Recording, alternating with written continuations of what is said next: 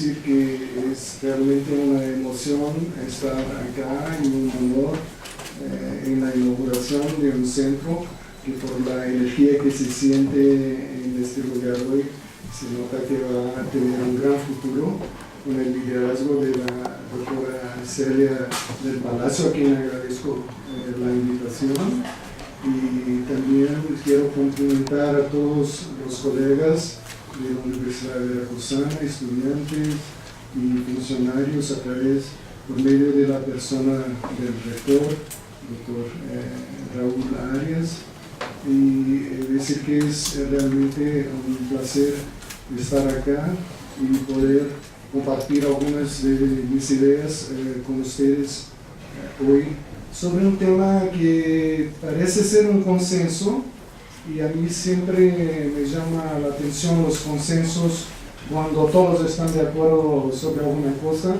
Me parece que hay algo para mirar más de cerca, y justamente es esta la intención de la conferencia hoy, es de ver por qué existe un consenso sobre diversidad cultural, sobre todo en las agencias de gobernabilidad global. Entonces voy a leer lo que escribí sobre el asunto. Diversidad cultural se ha transformado en un término ubicuo que abarca posiciones políticas contradictorias defendidas por estados nacionales, agencias de gobernabilidad global y corporaciones de comunicación. De hecho, el discurso sobre la diversidad es un universo de disputas. Existen distintos tipos de diversidad, ubicados en dos grandes campos definidos por la presencia preeminente de intereses políticos o gerenciales. La diversidad puede, así, ser una gran prioridad para formuladores de políticas públicas interesados en la resolución de conflictos o en iniciativas de desarrollo.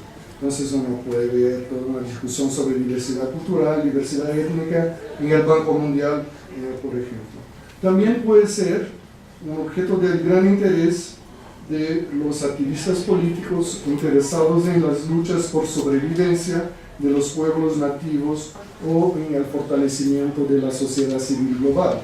Por ejemplo, si uno echa una mirada en la Carta de Principios del Fórum Social Mundial, va a ver ahí la importancia que se le da a diversidad cultural. La diversidad es un tema obligatorio, especialmente para las agencias de gobernabilidad global, una vez que las diferencias culturales son siempre, potencialmente o de hecho, parte de sus actividades diarias. Yo mismo hice un estudio sobre la diversidad étnica y cultural internamente al Banco Mundial en Washington, y ellos tienen que lidiar con una enorme diversidad de lenguas, de religiones, de estilos personales, etc. Eso en su administración cotidiana, más de personas de más de 100 nacionalidades trabajan ahí en el Banco Mundial en Washington. La diversidad es un tema igualmente obligatorio para todos aquellos políticamente sensibles al rol de la diferencia en la construcción de grandes unidades políticas. En resumen, diversidad puede ser una herramienta para la reproducción o para la contestación de la hegemonía. No hay nada en la diversidad, entre comillas, que necesariamente la transforme en un desafío a los detenedores del poder. Mucho al contrario, la diversidad puede ser relacionada a una larga discusión sobre pluralismo, debate central en el liberalismo.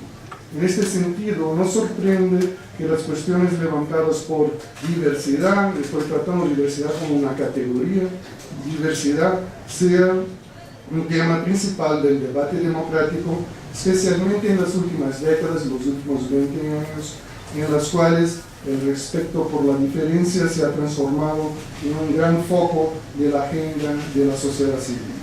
La entrada de múltiples y diferenciadas voces en los debates políticos y académicos globales, juntamente con el constante crecimiento de la sensibilidad con relación a la diferencia, transformaron a la diversidad cultural en un objeto de deseo que exige nuevos y creativos modos de interpretación.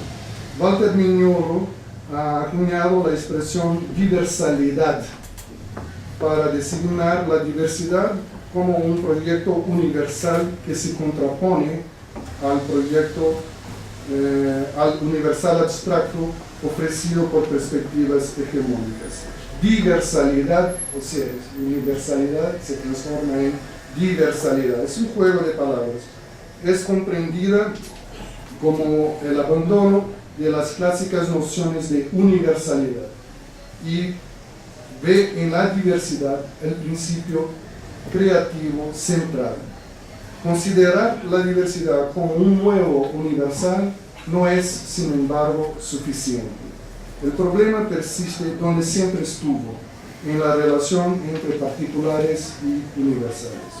Entonces voy a considerar un poco ahora esta relación que, como todos ustedes saben, es una relación muy compleja. En un mundo lleno de diversidad, universalismos tradicionales son discursos controvertidos o controversiales. La crítica se dirige especialmente a las formulaciones occidentales y eurocéntricas que, dadas sus posiciones hegemónicas, han sofocado otras perspectivas. La explosión de las totalidades y la valorización de los fragmentos y de la multiplicidad de tiempos y espacios, todo eso tiene que ver con las últimas discusiones en ciencias sociales, sobre todo aquellas más influenciadas por la discusión de los últimos 10 años de la posmodernidad.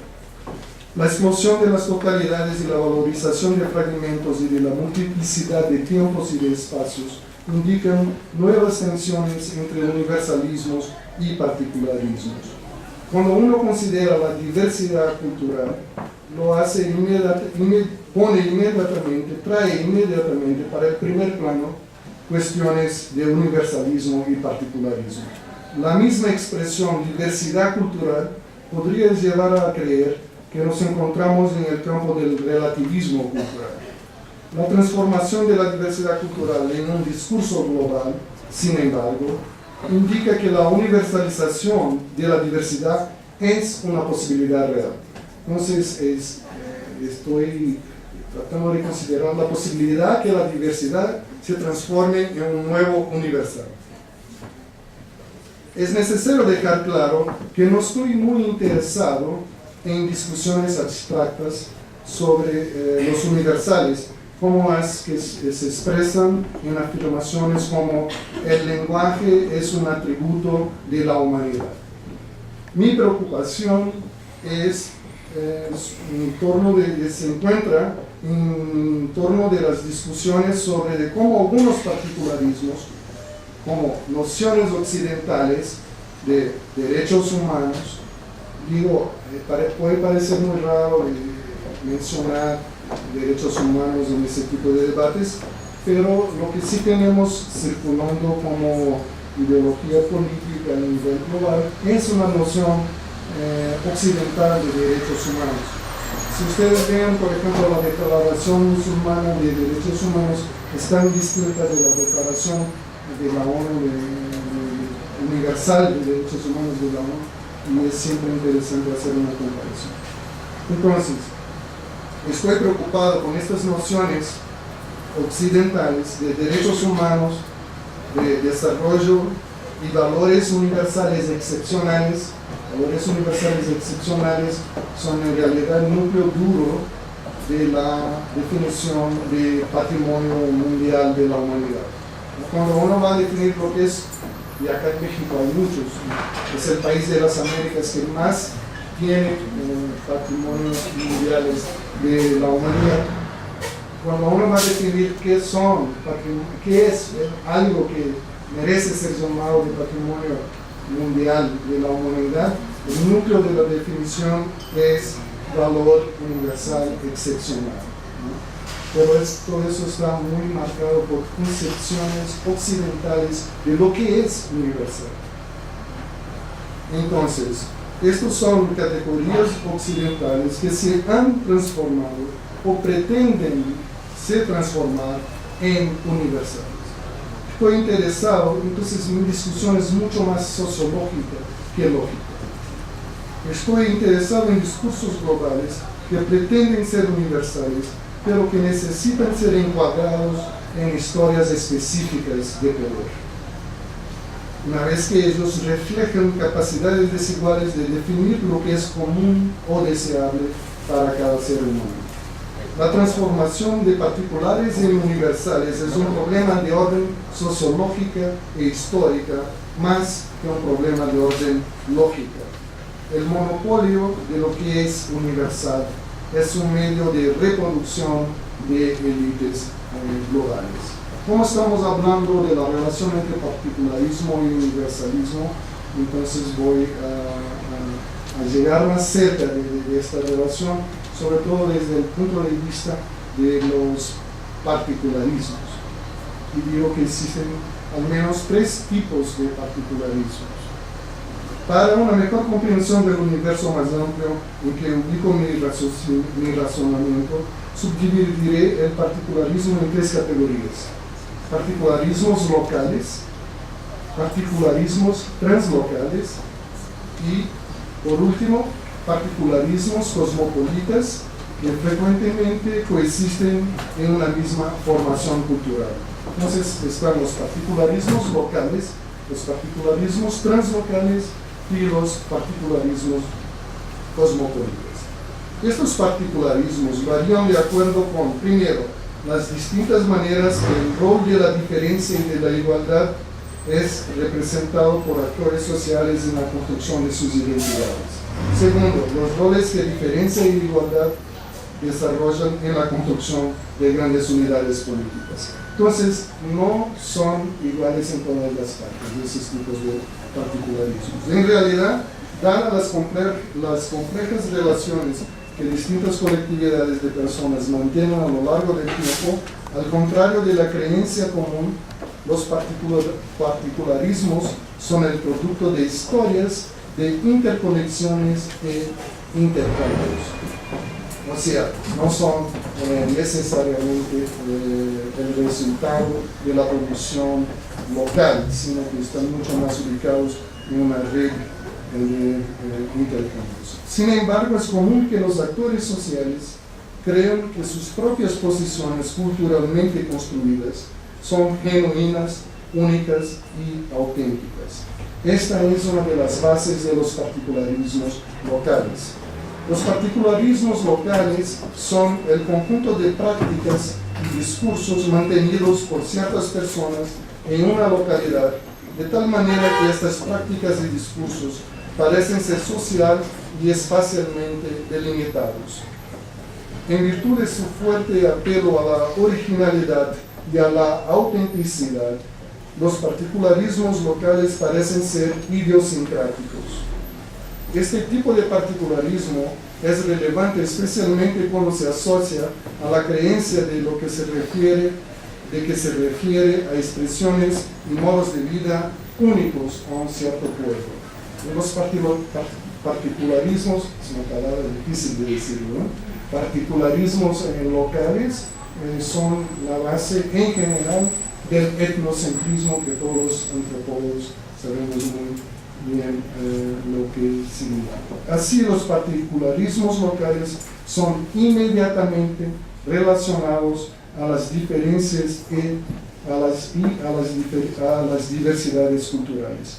Ofrecen un fuerte sentido de cohesión, de unidad y de identidad, y son una poderosa fuente para la construcción de colectividades. Entonces también tienen un rol positivo los particularismos locales porque son una poderosa fuente de construcción de la sensación de que somos una misma entidad colectiva, ¿no? Producen fuertes ideologías identitarias.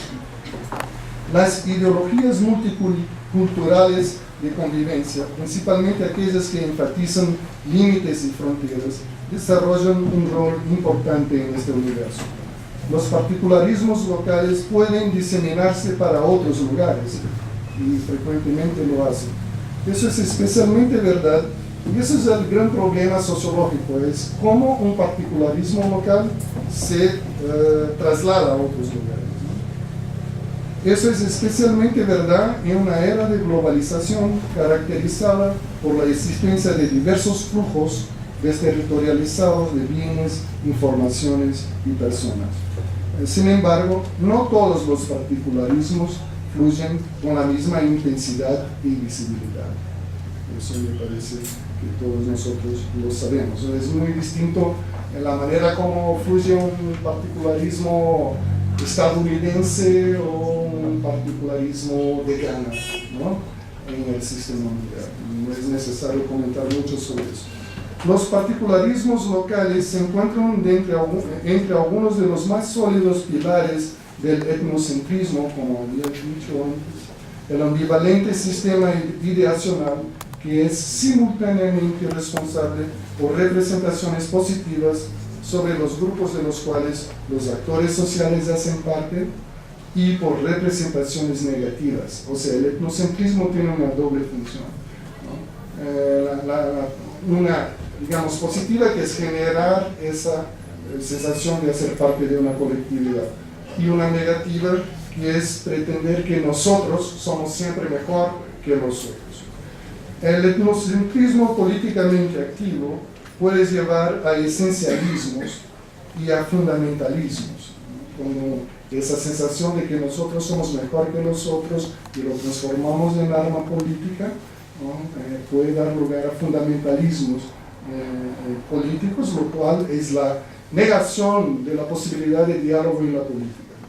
La emergencia de estas ideologías, basadas en la exacerbación de diferencias culturales, debe ser comprendida en los contextos sociopolíticos en donde hay enormes diferencias de poder entre distintos segmentos étnicos.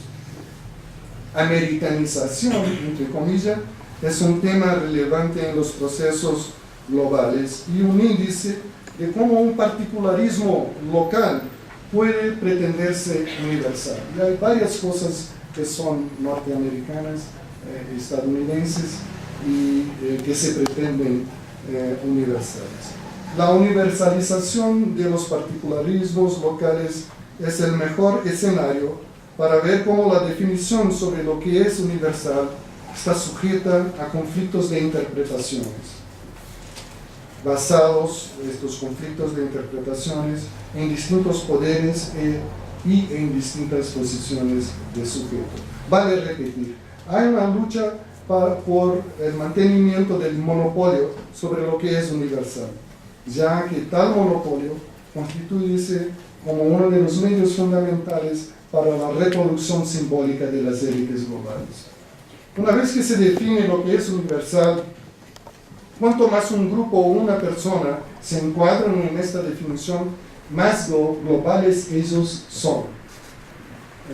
Como los universales en la mayoría de las veces son vistos como atributos de la humanidad, cuanto más próximos un grupo o una persona están de los universales, más humanos ellos son.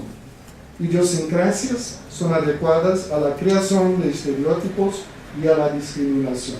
Entonces, el control de lo que es universal no es algo inocuo, ¿no? Tiene varios tipos de implicaciones. Ahora paso a hablar de lo que yo llamé los particularismos translocales.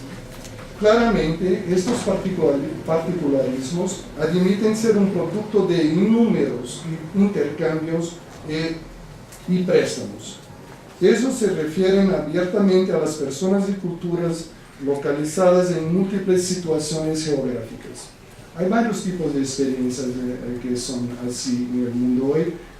Notadamente las diásporas de inmigrantes son muy basadas en ideologías translocales, siempre con identidades muy complejas, muy fragmentadas. Si uno mira grandes diásporas contemporáneas como la china, la indiana, y yo diría que la mexicana también es una de las grandes diásporas contemporáneas. La diversidad no se define solamente por la existencia de otros exóticos en este particularismo translocal, cuya presencia establece claras fronteras nosotros-ellos. Ese no es el punto de los particularismos translocales. La diversidad cultural es vivida como una realidad que no es extraña a la comunidad, porque la gente está involucrada en un universo donde hay varias personas hablando distintas lenguas, ¿no?, que creen distintos dioses, tienen distintas posiciones políticas, etc. Entonces, al contrario, la diversidad y la hibridización son vistas como el marco identitario fundamental. O sea, la mezcla es el marco. Los particularismos translocales constituyen parte importantes de las ideologías de las identidades de los mestizos, típicamente, y de los diaspóricos, como yo estaba mencionando antes. Y en este plan ejercen un papel, un rol homólogo a lo de los particularismos locales en la formación identitaria. O sea, los particularismos translocales también son una poderosa fuente de formación de identidades. En este sentido, particularismos translocales también pueden transformarse en esencialismos y en fundamentalismos. Pero los actores sociales que sostienen particularismos translocales son más conscientes de los préstamos y contribuciones provenientes de otras formaciones culturales, porque conviven, ¿no?, con una diversidad y con procesos híbridos de manera orgánica. De esta manera, ellos no se muestran tan dispuestos a producir ideologías de convivencia como algunas formas de multiculturalismo basadas en diferencias y límites rígidos. La ideología central acá es la de la interculturalidad, un discurso que enfatiza la mutualidad más que la exclusividad. Néstor García Cancline, que todos conocen, famoso antropólogo mexicano-argentino, hace la siguiente distinción entre multiculturalismo e interculturalidad.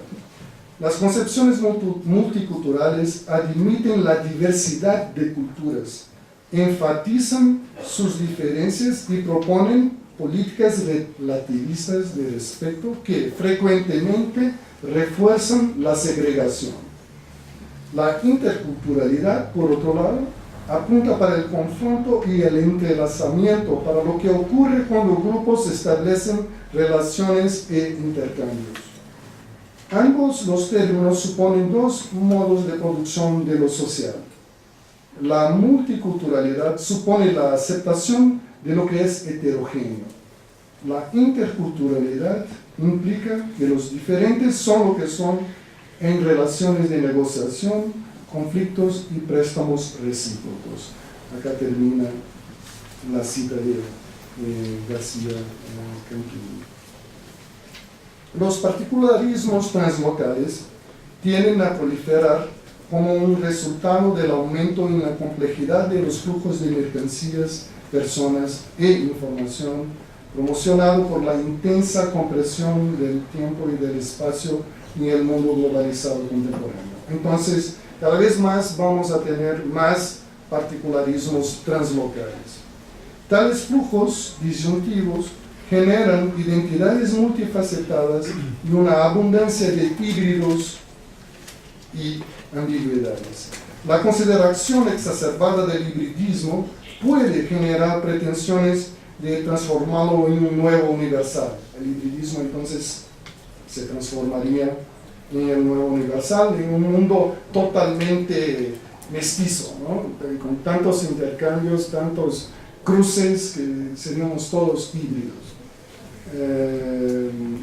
Entonces, la consideración exacerbada del hibridismo puede generar pretensiones de elevarlo a un nuevo universal, pero no lleva necesariamente a un respeto generalizado por la diferencia como fuente de creatividad e ingeniosidad humanas. Al contrario, el hibridismo puede desencadenar un miedo de pérdida de pureza y de esencia, y en consecuencia un aumento de perspectivas fundamentalistas, una reacción violenta, un retorno a la noción de que los particularismos locales constituyense como fuente exclusiva para la formación de identidad y como trampolines para la construcción de universales.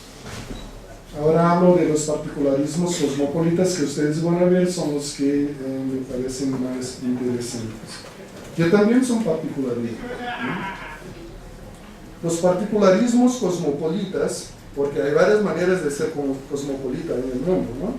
No hay una sola manera, por eso hay particularismos cosmopolitas distintos. Ellos son capaces de lidiar con las tensiones entre particularismos y universalismos, entre hibridismo y fundamentalismo, de una manera más productiva. Diferentemente de las formas de particularismos anteriormente mencionadas, el particularismo cosmopolita está hecho por discursos que tratan intrínsecamente de asuntos globales, porque ya en el principio están considerando cuestiones globales, porque son cosmopolitas, ¿no? Entonces ya parten de una formulación que tiene que ver con el globo como una gran entidad. El particularismo cosmopolita es formado por discursos que tratan intrínsecamente de asuntos globales y que pretenden ser llevados en consideración, sino incorporados por otros pueblos. Ellos se alimentan del cosmopolitismo como una ideología de tolerancia, comprensión, inclusión y convivencia. Desde su inicio, como una ideología vinculada a la expansión del Imperio griego, como ustedes saben, el cosmopolitismo es una ideología del siglo IV antes de Cristo, tiene que ver con la expansión del imperio de Alejandro el Grande. El cosmopolitismo ha sido una categoría marcada por una necesidad de negociar con los otros, ¿no? En realidad, cuando los filósofos griegos proponen la noción de cosmopolitismo, están diciendo que aquellos que no son griegos también merecen hacer parte de nuestra noción de humanidad, ¿no? Es una ideología de inclusión, ¿no? Por eso creo que tiene un tono positivo, ¿no? Claro que es arrogante porque está hecha desde el punto de vista de la expansión de un imperio, ¿no? Pero el cosmopolitismo ha sido una categoría marcada por una necesidad de negociar con los otros, y ha reflejado tensiones entre realidades locales y supralocales, perspectivas etnocéntricas y relativistas, y entre particularismo y universalismo. Los particularismos cosmopolitas se muestran como los más fácilmente universalizables. Esto porque ya se constituyen a partir de concepciones globales de solidaridad, inclusión y respeto frente a la diversidad cultural. Actualmente el cosmopolitismo es una ideología de convivencia de las más poderosas. Hay discusiones interminables sobre el cosmopolitismo entre los globalizadores, de manera independiente de sus distintas políticas con relación a las características y objetivos de la globalización. Sea el movimiento antiglobalización o en el Banco Mundial, ser un ciudadano del mundo es una necesidad. Difícilmente podría ser de otra manera, pues las élites políticas globales, altamente expuestas a la compresión del tiempo-espacio y a la diversidad étnica, desarrollan de hecho una identidad más compleja, ya que los poderes reestructuradores de diferentes niveles de integración funcionan de modo distinto para aquellos que están sujetos a las fuerzas globales y transnacionales. La gente que circula en el mundo tiene que saber negociar con la diferencia y tiene que esposar de alguna manera o de otra algún tipo de ideología cosmopolita. La diversidad cultural es así una ideología central que los cosmopolitas intentan universalizar. Pero yo creo, después de presentar esas tres nociones de particularismos, que todavía hay una noción fundamental que me parece que es la que a mí me gusta más, que tengo utilizado en distintos debates y que da cuenta de varios de los problemas que estamos presentando anteriormente, que es la de cosmopolítica, ¿no? Las cosmopolíticas, o sea, uno agarra la palabra cosmopolita y la transforma en cosmopolítica, ¿no? Que es realmente mostrar conscientemente que hay propuestas que son propuestas políticas para el planeta, ¿no? Son políticas que están construidas, discursos políticos que están construidos con la intención de ser discursos de alcance planetario. De hecho, las cosmopolíticas son discursos globales conscientes de su naturaleza política. Entonces, no están escondiendo de que estamos hablando de política, ¿no? Como otros, los particularismos están hablando de política, pero lo esconden. Las cosmopolíticas consisten en matrices discursivas intrínsecamente relacionadas a las interpretaciones y acciones políticas de alcance global.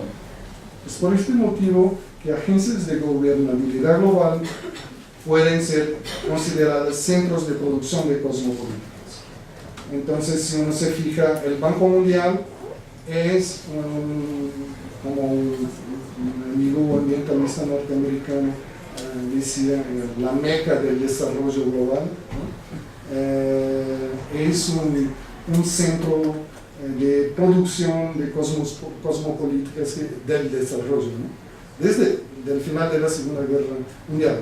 La UNESCO es el centro de producción de cosmopolíticas sobre patrimonio mundial, sobre diversidad cultural. Estos lugares existen y uno puede ver cómo, y además necesitan ser estudiados, ¿no?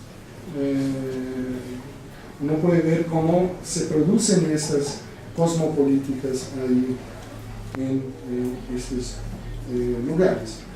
Hay dos campos de interpretación y promoción de la cosmopolítica. El primero es hegemonizado por capitalistas transnacionales y sus élites asociadas que alaban un mundo neoliberal sin fronteras. Léase, el libre acceso a los mercados y a los recursos sociales y naturales de todo el mundo. Ellos, ese primer campo que está hegemonizado por los capitalistas transnacionales, también postulan el fortalecimiento de agencias de gobernabilidad global como el Banco Mundial, el Fondo Monetario Internacional y la Organización Mundial del Comercio. La diversidad cultural y el respeto a las diferencias son vistos como un medio para la obtención de la concordancia y de la gobernabilidad, o como una estrategia de mercado. La cosmopolítica hegemónica promueve la reproducción del establishment global. Están tratando de buscar cómo reproducir el estado actual de las cosas. El segundo campo de promoción de cosmopolíticas es representado por agencias de intelectuales y en el sentido gramsciano interesados en otros tipos de globalización y en la diseminación de cosmopolíticas críticas. Tales intelectuales son típicamente encontrados en nuestro ambiente, en el ambiente universitario. Por eso para mucha gente hay veces que no le gusta la universidad, ¿no?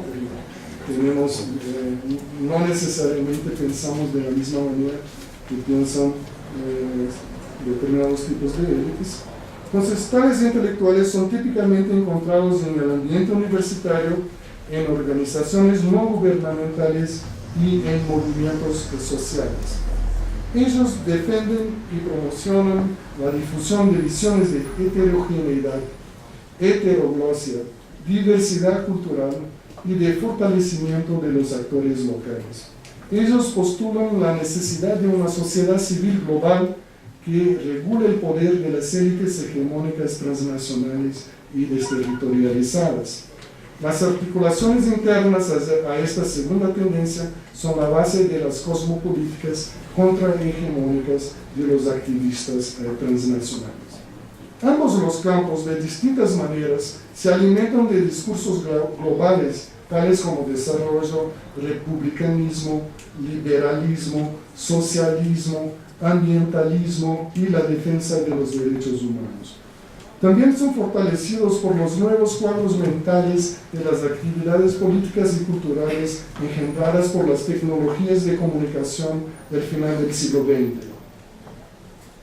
Sobre todo ahí la Internet, ¿no? Las tecnologías de comunicación se han transformado en un foco de exploraciones sobre cultura global, y por eso es muy interesante que el Centro de Estudios de la Cultura y de la Comunicación, que son cosas totalmente orgánicamente imbricadas hoy día, ¿no?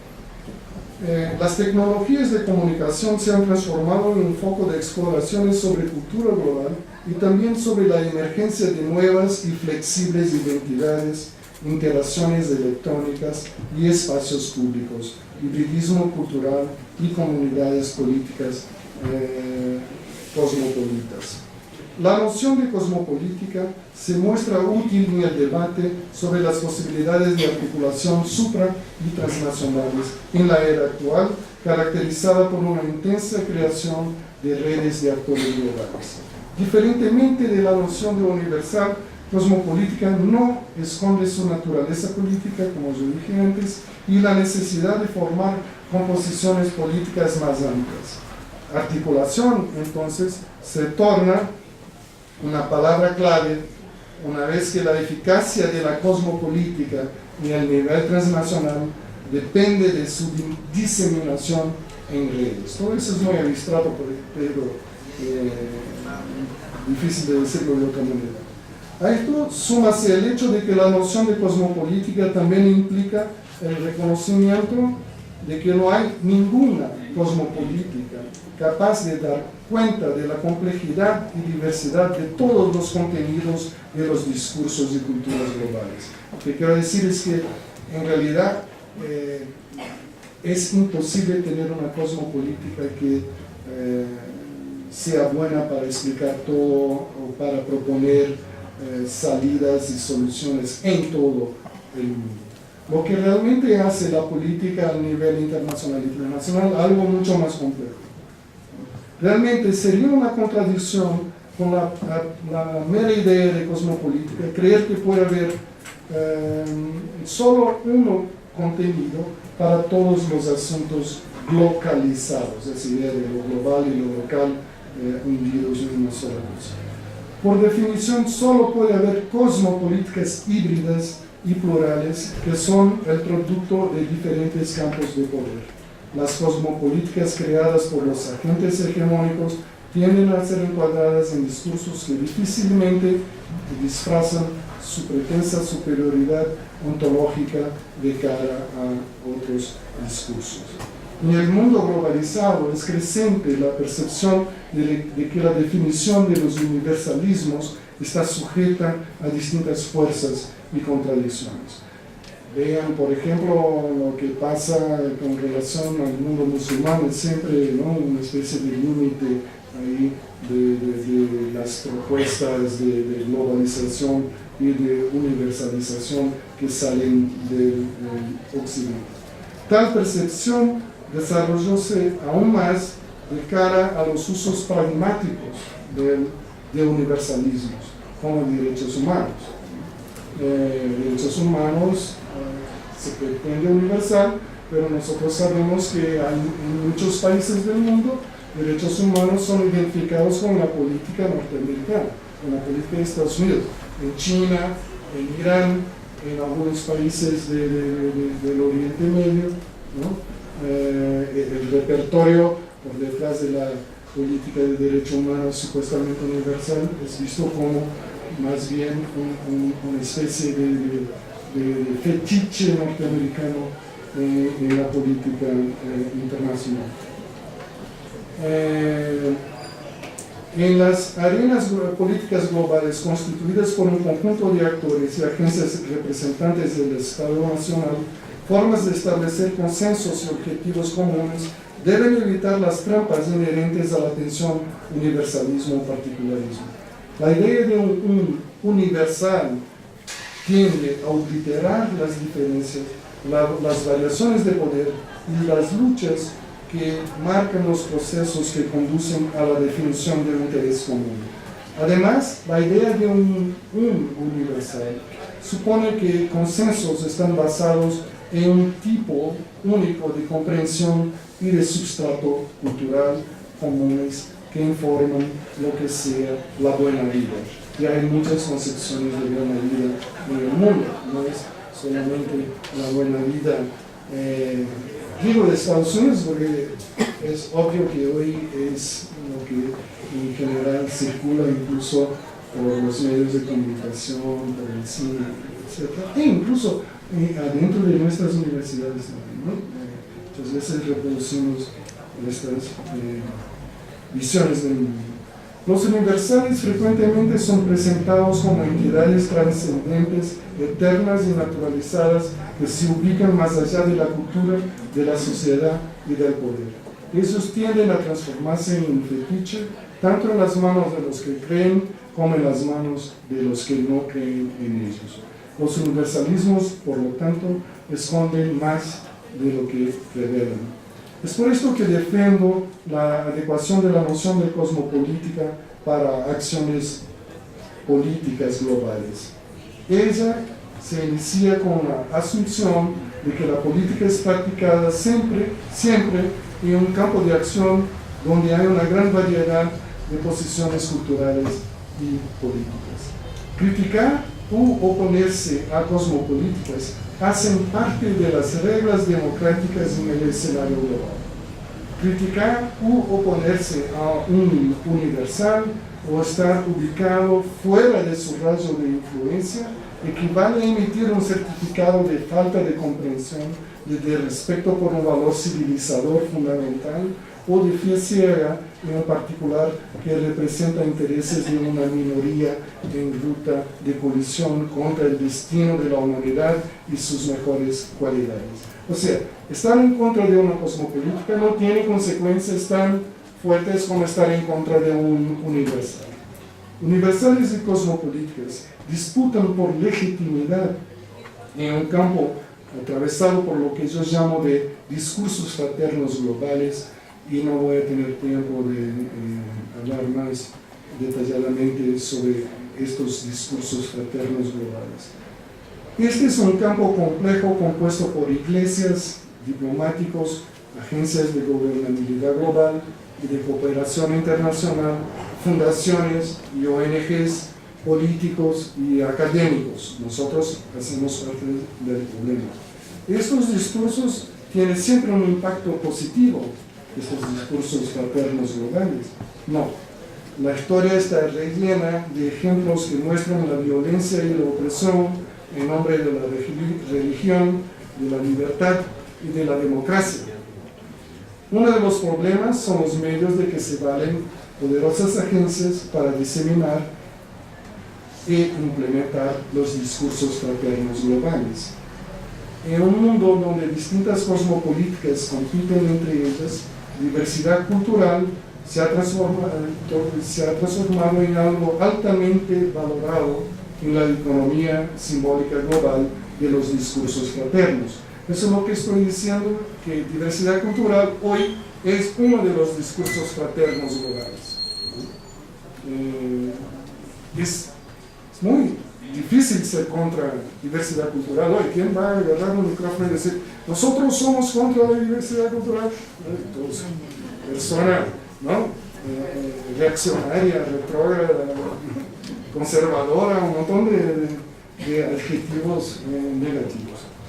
Para una definición formal de diversidad cultural como un discurso global, no hay documento mejor que, miren de nuevo, la Declaración Universal sobre la Diversidad Cultural de la UNESCO. Son muy modestos, ¿no? La Declaración Universal sobre la Diversidad Cultural de la UNESCO, adoptada por su, ¿cómo se dice en castellano?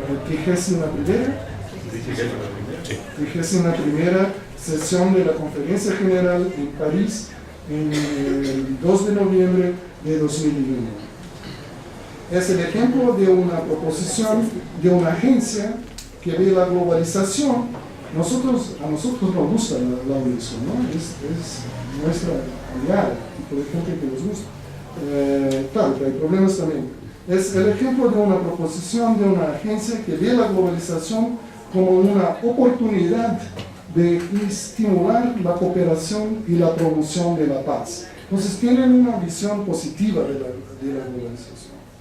Mi foco en la UNESCO se justifica porque fue ella en las últimas 6 décadas la agencia especializada en asuntos culturales globales. Entonces está ahí, ¿no? Es un lugar donde se producen cosmopolíticas de la sobrecultura hace 60 años. Un estudio de la UNESCO de 2004, basado en documentos oficiales, muestra cómo la trayectoria de la discusión sobre diversidad cultural ha cambiado en la institución con el pasar del tiempo. Eso es muy interesante, porque va cambiando, reflejando distintas coyunturas del sistema mundial. En un primer momento, en el periodo de reconstrucción de la Segunda Guerra Mundial, la división Oriente-Occidente era vista como de fuerte naturaleza conflictiva. Los estados nacionales eran retratados a partir de una perspectiva unitaria. Diversidad era un asunto internacional. Entonces la diversidad existía afuera del estado nacional, adentro, ¿no? Éramos todos homogéneos. En un segundo periodo caracterizado por la emergencia de las naciones postcoloniales, la cultura abarcó la identidad. También era un tema la resistencia cultural a la homogeneización de las fuerzas políticas y tecnológicas. En un tercer periodo que la cultura como poder político adquirió fuerza mayor una vez que se tornó claramente vinculada al desarrollo por medio de nociones como la de desarrollo endógeno. El cuarto y último periodo es marcado por una conexión entre cultura y democracia. Es el periodo en donde estamos. La cultura se transformó en una cuestión política. No solamente en el ámbito de las relaciones internacionales, es decir, entre las naciones, pero igualmente en lo de las relaciones subnacionales, y ahí la proliferación de discursos sobre multiculturalismo, interculturalidad, todo eso. Los cambios en las definiciones y prioridades de la UNESCO indican una creciente politización del debate sobre la diversidad cultural. Una declaración universal de la UNESCO, que es una estructura de gobernabilidad global, es necesariamente un híbrido, porque la manera como se hace la declaración pasa por varios procesos de negociación entre representantes de distintos estados nacionales. Los procesos políticos involucrados en la elaboración de estos documentos son atravesados por luchas de élites estatales basadas en tipos distintos de conocimientos del Estado Nacional. Entonces, México tiene una manera de mirar la cosa, Brasil tiene otra, India tiene otra, los Estados Unidos, Francia, y así sucesivamente. Y van a tener que negociar esto, ¿no? Para tener una declaración universal. Procesos de hibridización no ocurren en vacíos históricos y sociológicos, son estructurados por relaciones de poder. O sea, claro que la opinión de Estados Unidos va a tener un peso más grande que la de otro país. Esto es especialmente verdadero para los discursos que son el resultado de largas negociaciones políticas internamente a las agencias multilaterales. En una palabra, hay una dominante cultural.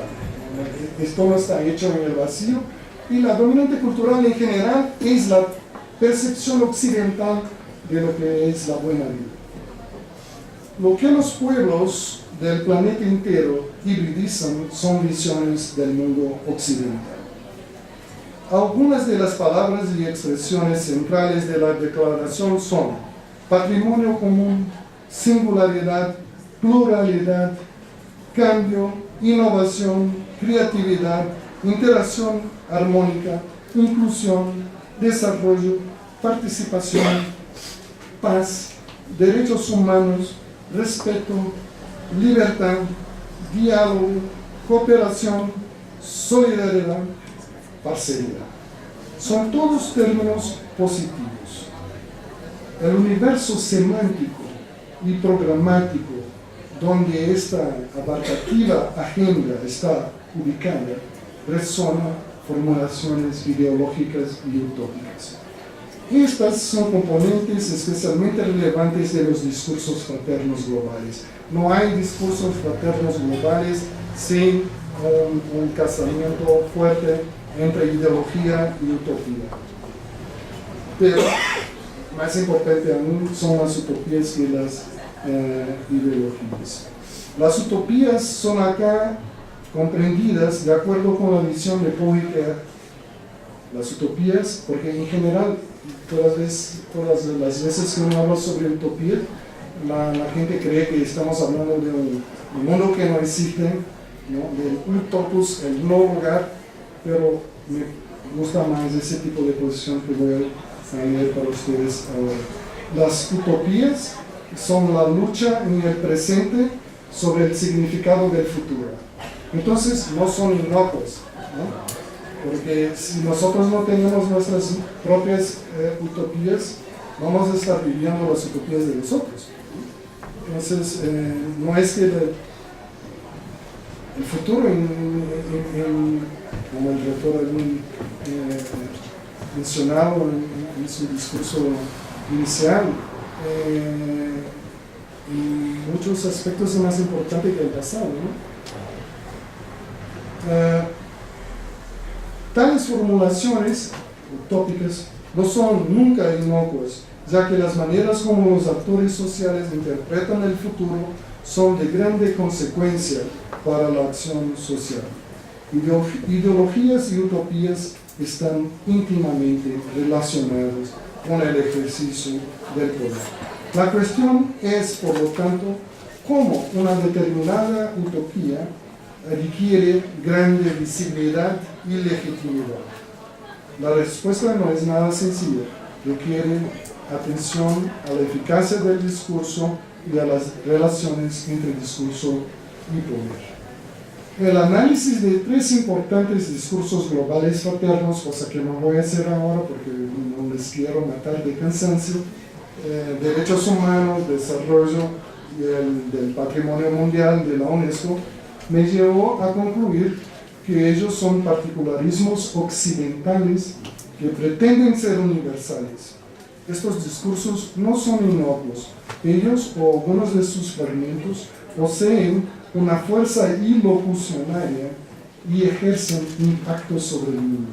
En este sentido, es decir, cuando se habla, cuando se usa este tipo de discursos, cosas distintas acontecen en el mundo real, ¿no? No es una cosa nada más un discurso abstracto, no, se transforma en componentes del mundo real. En este sentido, las discusiones alrededor de estos discursos fraternos globales no pueden ser reducidas a una lucha para controlar una definición de universalidad abstracta y sin impacto. Estos discursos son artefactos taxonómicos y artefactos taxonómicos frecuentemente producen efectos de poder que estructuran las relaciones entre distintos actores colectivos. Quiero explorar la idea de que los discursos fraternos globales, como lo de la diversidad cultural, son significantes flotantes, o sea, expresiones que son altamente variables y pueden ser rellenadas con distintos contenidos de acuerdo con, primero, diferentes coyunturas históricas, segundo, diferentes relaciones con otros campos discursivos, tercero, diferentes grupos de intereses que luchan por el control de su significado. porque siempre hay una lucha alrededor de lo que significa el discurso fraterno global, ¿no? ¿Qué significa desarrollo? Hasta hoy estamos metidos en esa discusión, ¿no? ¿Qué significa derechos humanos? ¿Qué significa patrimonio mundial? Etcétera. Los significantes flotantes pueden ser comprendidos de múltiples maneras por distintos agentes. Son la flexibilidad, eso es importante, es la flexibilidad y la polisemia de un significante flotante que deben ser llevadas en cuenta en su eficacia. ¿Por qué son tan flexibles y pueden adquirir tantos significados? Por eso son importantes. Mientras que al mismo tiempo la flexibilidad y la polisemia son también fuente de son también las razones porque son puntos de controversia. En el actual mundo globalizado, la indigenización de los discursos fraternos globales se ha transformado en un asunto que los expertos enfrentan para intentar solucionar varias de las contradicciones relativas a los cambios en el rol y en los usos de la cultura y de la identidad en la política global. Ahora, desarrollo, derechos humanos y patrimonio mundial encuentranse inevitablemente mezclados con pueblos locales, con la cultura y la historia locales. La globalización ha transformado la definición de universal en un problema. Entonces, hoy no se puede hablar de universal tan tranquilamente como se hablaba, qué sé yo, algunas décadas atrás. Esto es todavía más delicado cuando universales son confundidos con fuerzas y desiderata imperialistas o cuando ellos constituyen categorías normativas cruciales. En un medio global donde la cultura fue democratizada como un factor de distinción, guardado el sentido duplo de la palabra, universal necesita ser relativizada. La definición de valores universales es una tarea imposible de ser realizada cuando todas las culturas son percibidas como inmanentemente iguales en sus conquistas y ninguna mantiene el canon deseado o el modelo trascendente, que es lo que se propone si llevamos a serio la cuestión de la diversidad cultural. Todas las culturas son iguales. Estos movimientos se tornan cada vez más complicados, sino imposible de tenerse una única noción de universal. Si la solución es la aceptación de distintas definiciones de la noción de universal, ¿puede el adjetivo universal todavía ser usado? ¿Quién puede definir los valores universales? ¿Cómo vamos a definir lo que es universal? Los discursos de pretensión universal revelan, por lo tanto, claramente su condición de significante flotante. Una vez que no pueden ser definidos, sus fuerzas ilocucionarias se tornan más importantes que sus significados. O sea, es más importante lo que ellos hacen hacer, los discursos de pensamiento universales, que sus significados reales. Esto es lo que está pasando en el presente con diversidad cultural que se ha transformado con otros discursos fraternos globales en un consenso, pero un consenso que se expresa a través de un campo de disputas políticas y cuyos valores se creen universalizables. Muchas gracias por su paciencia.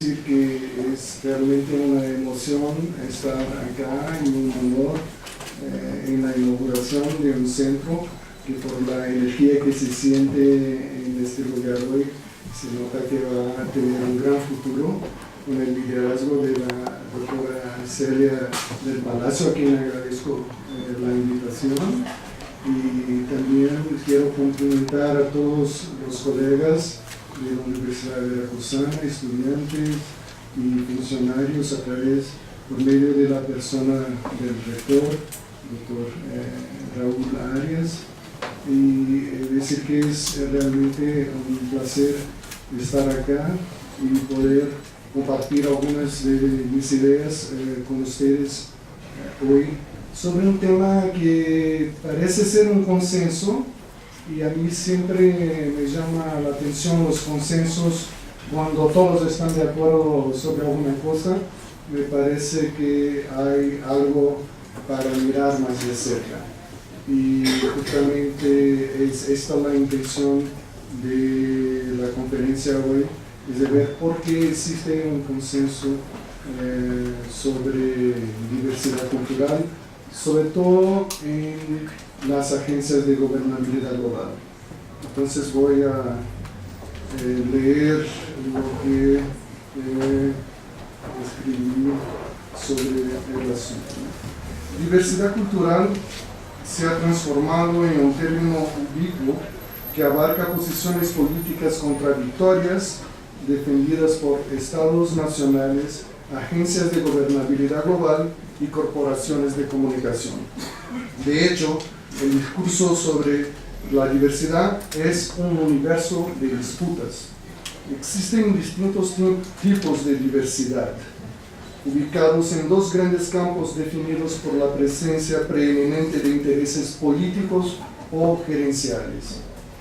La diversidad puede, así, ser una gran prioridad para formuladores de políticas públicas interesados en la resolución de conflictos o en las Américas que más tienen patrimonios mundiales de la humanidad. Cuando uno va a definir qué es algo que merece ser llamado de patrimonio mundial de la humanidad, el núcleo de la definición es valor universal excepcional, ¿no? Pero todo eso está muy marcado por concepciones occidentales de lo que es universal. Entonces, estas son categorías occidentales que se han transformado o pretenden se transformar en universales. Estoy interesado, entonces mi discusión es mucho más sociológica que lógica. Estoy interesado en discursos globales que pretenden ser universales, pero que necesitan ser encuadrados en historias específicas de poder. Una vez que ellos reflejan capacidades desiguales de definir lo que es común o deseable para cada ser humano. La transformación de particulares en universales es un problema de orden sociológica e histórica más que un problema de orden lógica. El monopolio de lo que es universal es un medio de reproducción de élites globales. Como estamos hablando de la relación entre particularismo y universalismo, entonces voy a llegar más cerca de esta relación, sobre todo desde el punto de vista de los particularismos. Y digo que existen al menos 3 tipos de particularismos.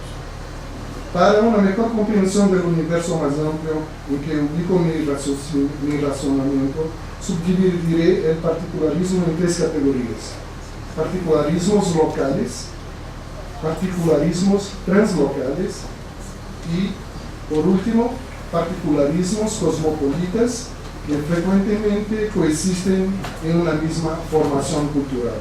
Entonces están los particularismos locales, los particularismos translocales y los particularismos cosmopolitas.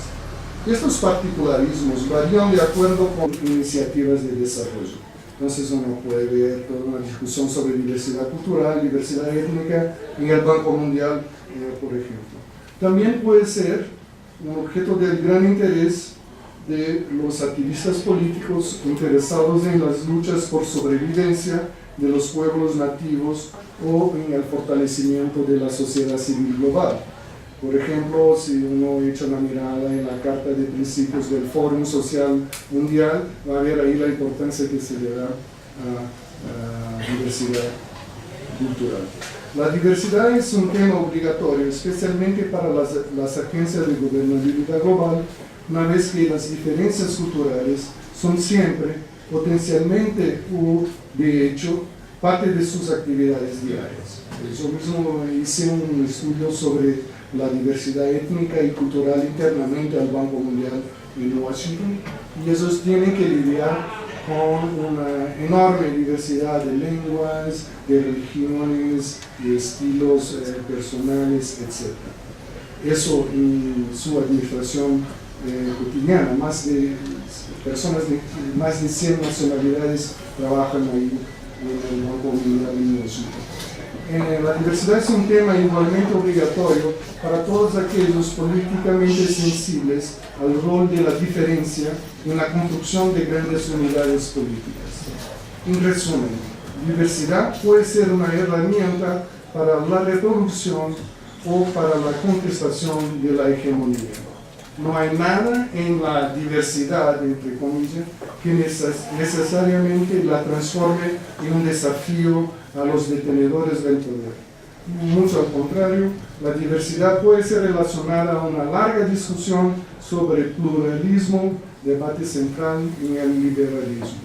En este sentido, no sorprende que las cuestiones levantadas por diversidad, estoy tratando diversidad como una categoría, diversidad sea un tema principal del debate democrático, especialmente en las últimas décadas, los últimos 20 años, en las cuales el respeto por la diferencia de espacios indican nuevas tensiones entre universalismos y particularismos.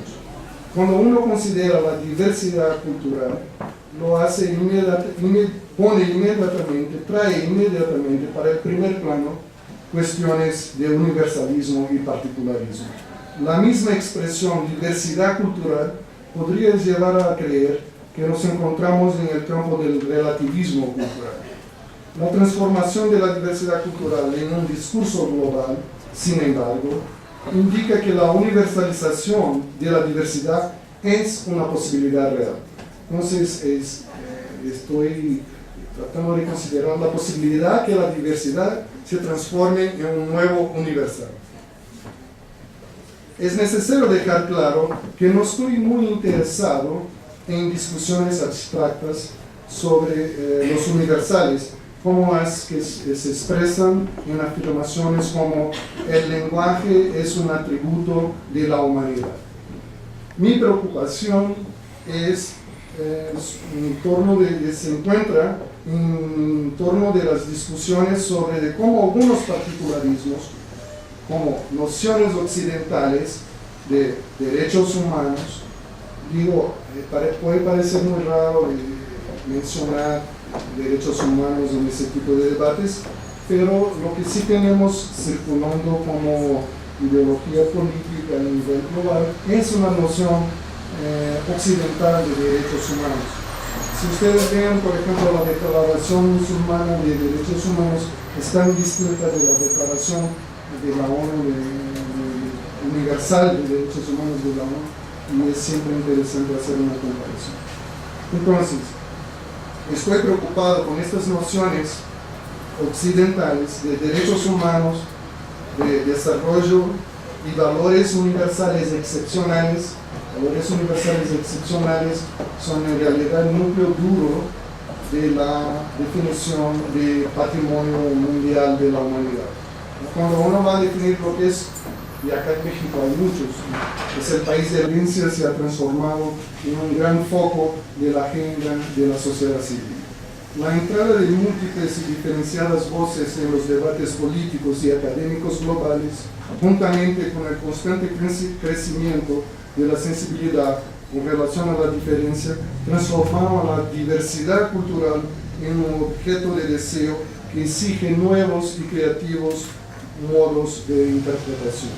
Walter Mignolo ha acuñado la expresión diversalidad para designar la diversidad como un proyecto universal que se contrapone al proyecto al universal abstracto ofrecido por perspectivas hegemónicas.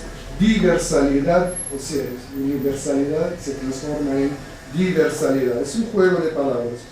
Es comprendida como el abandono de las clásicas nociones de universalidad y ve en la diversidad el principio creativo central. Considerar la diversidad como un nuevo universal no es, sin embargo, suficiente. El problema persiste donde siempre estuvo, en la relación entre particulares y universales. Entonces voy a considerar un poco ahora esta relación que, como todos ustedes saben, es una relación muy compleja. En un mundo lleno de diversidad, universalismos tradicionales son discursos controvertidos o controversiales. La crítica se dirige especialmente a las formulaciones occidentales y eurocéntricas que, dadas sus posiciones hegemónicas, han sufocado otras perspectivas. La explosión de las totalidades y la valorización de los fragmentos y de la multiplicidad de tiempos y espacios, todo eso tiene que ver con las últimas discusiones en ciencias sociales, sobre todo aquellas más influenciadas por la discusión de los últimos 10 años de la posmodernidad. La explosión de las totalidades y la valorización de fragmentos y de la multiplicidad de tiempos